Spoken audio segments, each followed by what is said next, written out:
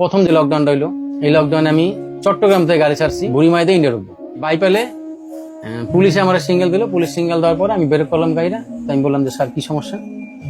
তো ভাই আপনি যাবেন কোথায়? আমি বললাম যে আমি বুড়িমারি যাবো। বুড়িমারি যেতে যাবেন, একটা লোক খুব বিপদে পড়ছে, তার মা মারা গেছে, মেয়ে মানুষ।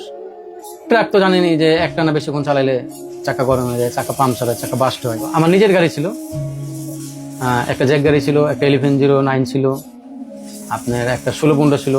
নাম হয়তো বা শুনছেন কিনা বলতে পারি না, বড় ট্রাকগুলি। তো আমি মনে করেন মহিলারা উঠাইলে মনে করেন আল্লাহ দিলে রওনা দিলাম। তো আমার পুলিশ টাকা দিচ্ছে 1000, যেটা আমার পকেট থেকে দিলাম। আপনি এই মহিলাটাকে অমুক জায়গায় নামাই দেবেন, তার মা মারা গেছে। যদি রাস্তায় কোনো সমস্যা হয় তা আমার ফোন দিয়ে, আমি সারা ডিউটিতে আছি, আমি ইয়ে করবো। আর আমাদের নিয়ম কোনটা ট্রাকের, যে আমরা চট্টগ্রাম থেকে গাড়িটা ছাড়লে সারা রাত গাড়িটা ছেড়ে আসলে ঢাকা এসে আমরা রাত্রে দিনের বেলাতে রেস্ট নিই, কারণ দিনের বেলা ট্রাক চলে না টাউনে।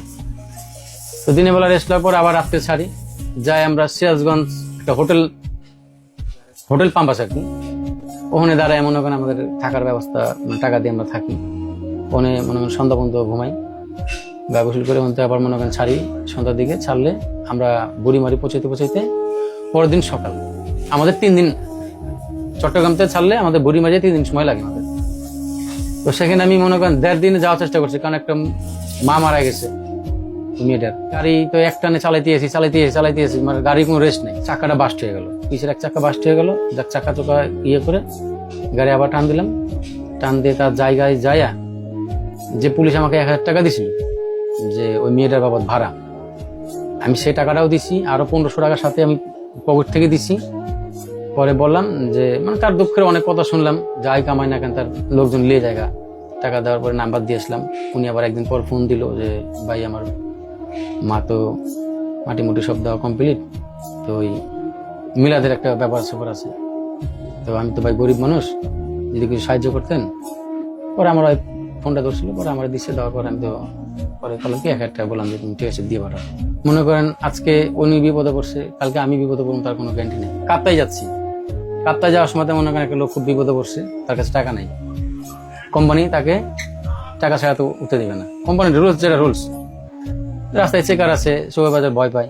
আমি বললাম যে ঠিক আছে, এটা আমার পরিচয়, আমি নিয়ে যাবো, যে আমি আমার স্টাফ কি পরিচয়, তো পরিচয় দিয়ে নিয়ে যাবো। রাস্তায় চেকাররা জিজ্ঞাসা করছে ওস্তাদের লোকেরা, ঠিক আছে।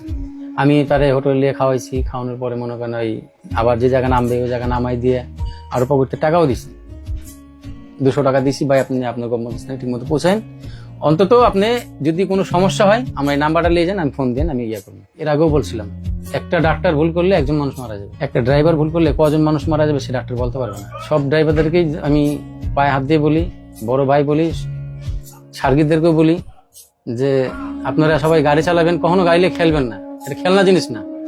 কারণ আপনার পিছিয়ে 40 জন মানুষ থাকে, 40 জন পরিবারের মানুষ থাকে, কারো মা থাকে, কারো ভাই থাকে, কারো বোন থাকে। আপনি নিজেও তো একটা পরিবার আছে আপনার।